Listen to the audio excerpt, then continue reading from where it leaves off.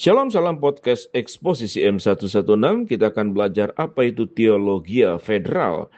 Teologi federal adalah pandangan dalam tradisi Calvinis yang muncul pada abad 17 di Eropa. Teologi ini menganut doktrin-doktrin inti Calvinis seperti kerusakan total dan takdir. Selain itu, teologi ini menekankan pemerintahan Tuhan atas manusia melalui perjanjian atau kesepakatan formal.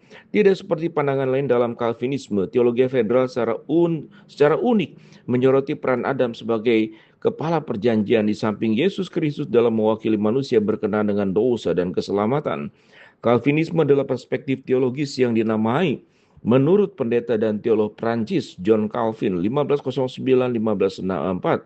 Teologi ini memperoleh popularitas selama reformasi Protestan pada abad ke-16 dan 17. Calvinisme membangun kehadiran yang kuat di Prancis dan Skotlandia serta membentuk teologi Presbyterian. Teologi ini juga dapat mempengaruhi tradisi Protestan lainnya. Pengaruh ini meluas ke gereja-gereja reform di seluruh Eropa serta tradisi baptis dan kongregasional. Selain itu, kaum Puritan yang merupakan pengaruh Calvinisme yang taat membantu menyebarkan gagasan ini ke Inggris dan Amerika Utara.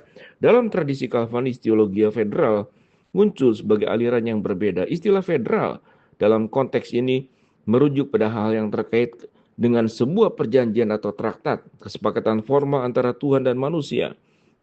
Perjanjian-perjanjian penting dalam Alkitab mencakup perjanjian-perjanjian yang buat Tuhan, yang dibuat Tuhan dengan Abraham, Musa, dan Daud.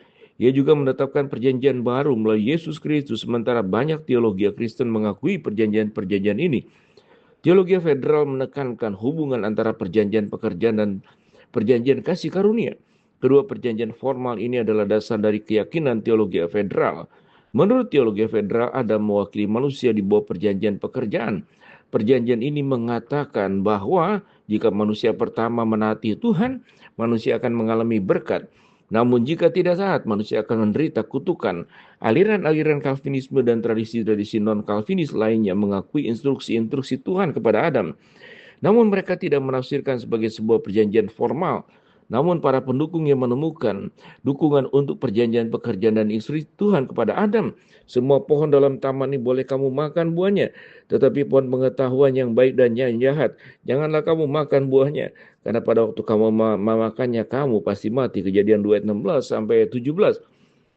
Saat kisah ini terungkap, Adam tidak menaati Tuhan, Kejadian 31 sampai ke-6, dan konsekuensi dosanya meluas melampaui hidupnya sendiri. Tragisnya, kematian yang menimpa setiap keturunan Adam karena dosa menyebar ke setiap generasi, Kejadian 5 ayat 1 sampai 32. Dalam perjanjian baru, Paulus menjelaskan bahwa dosa dan kematian tidak hanya mempengaruhi garis keturunan Adam di masa depan, tetapi seluruh umat manusia.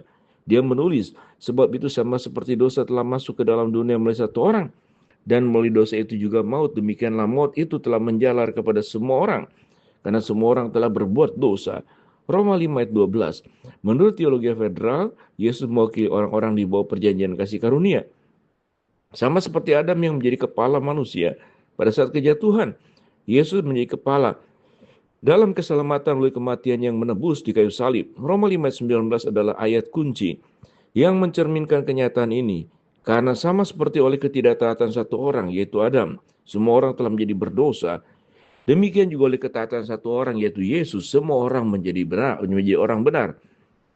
Demikian pula, dalam 1 Korintus 15 ayat 21 sampai 22 mengatakan, karena sama seperti maut datang karena satu orang, demikian juga kebangkitan orang mati datang karena satu orang. Karena sama seperti semua orang mati dalam persekutuan dengan Adam, demikian juga semua orang akan dihidupkan kembali dalam persekutuan dengan Kristen. Dalam teologi federal, perjanjian kasih karunia dan perbuatan berbeda, tetapi terkait. Akan tetapi perjanjian kasih karunia tidak unik bagi teolog federal seperti perjanjian perbuatan. Semua aliran Calvinisme mengakui perjanjian kasih karunia sebagaimana juga sebagian besar tradisi Protestan non-Calvinis.